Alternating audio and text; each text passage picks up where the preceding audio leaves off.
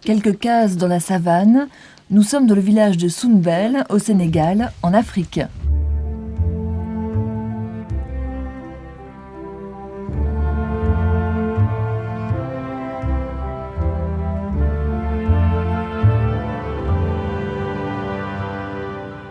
Dans ce paysage de savane, nous remarquons de grands arbres, le village aux maisons de terre et de chaume, et un espace agricole consacré aux cultures et à l'élevage. Tous les champs, après les moissons, sont voués à l'élevage. Ce troupeau est celui de Omar Thiam. Il le conduit vers le puits situé à l'entrée du village.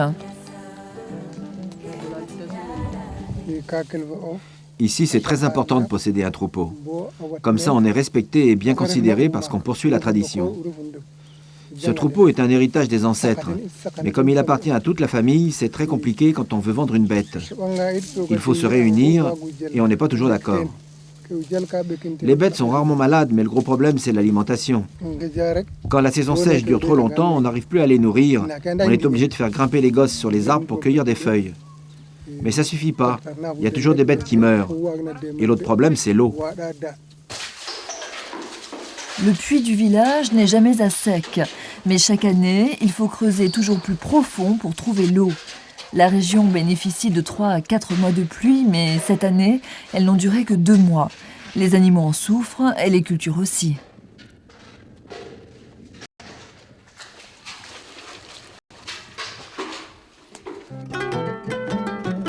Les champs autour du village produisent des céréales, une récolte par an de mil ou de sorgho. Le mil est stocké dans des greniers protégés par des palmes. Madame Thiam et son fils sont venus chercher le mil de la semaine qui est la base de l'alimentation ici.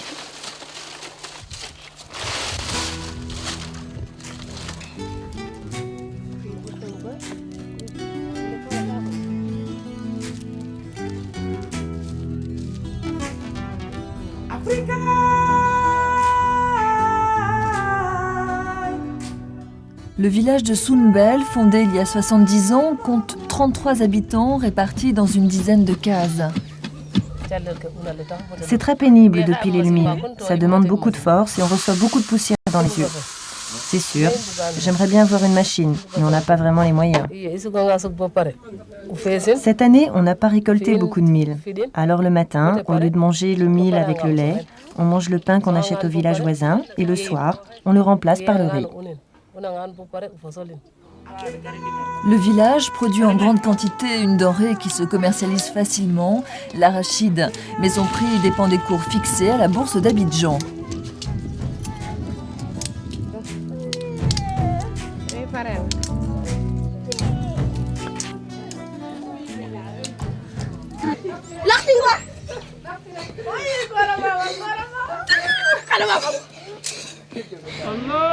Près de la mosquée, les hommes se sont tous réunis pour la grande prière qui célèbre la fin du Ramadan. Nous sommes dans un village d'une ethnie en partie convertie à l'islam, les Sérères. Allahu Akbar. Allahu Akbar.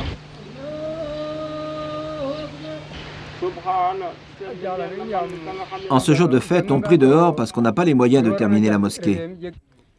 Mais ce qui est plus grave, c'est qu'on n'a pas d'école. Avant, il y avait un instituteur, mais comme il n'y avait pas assez d'élèves, il ne gagnait pas assez d'argent, alors il est parti.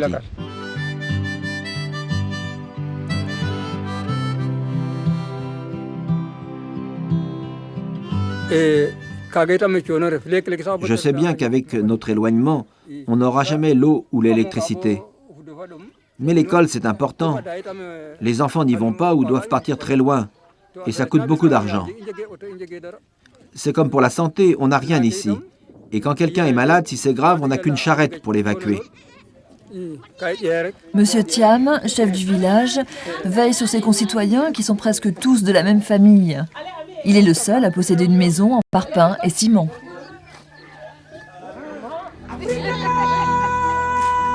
Au cœur de la saison sèche, les arbres autour du village offrent les dernières ressources aux habitants de Sounbel.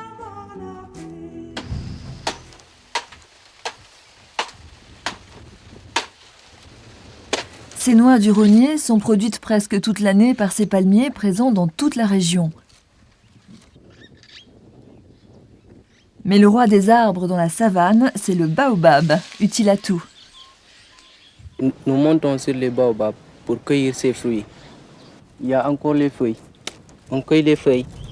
Après, on va piler et on les met dans le couscous. En dehors des feuilles, on a encore les tiges qu'on va détacher à l'aide des haches ou des coupes-coupes pour en faire des cordes.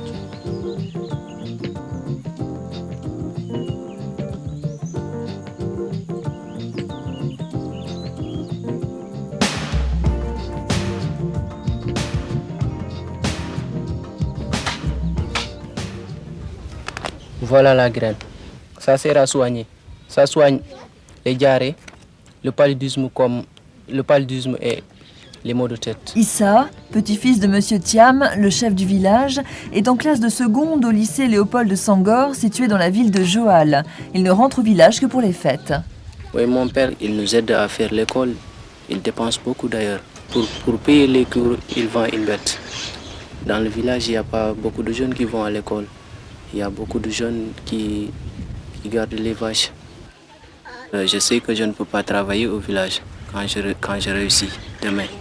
Je voudrais partir en Europe parce que c'est un pays que j'aime bien. J'aime l'Europe parce que là-bas, les conditions de vie sont meilleures. Mais quand même, je ne pourrais pas laisser le village comme ça. Perdu dans la savane, le village de Sounbel semble à l'écart du reste du Sénégal. Pourtant, les changements alimentaires de ses habitants et la culture de l'arachide le relient à l'économie mondiale.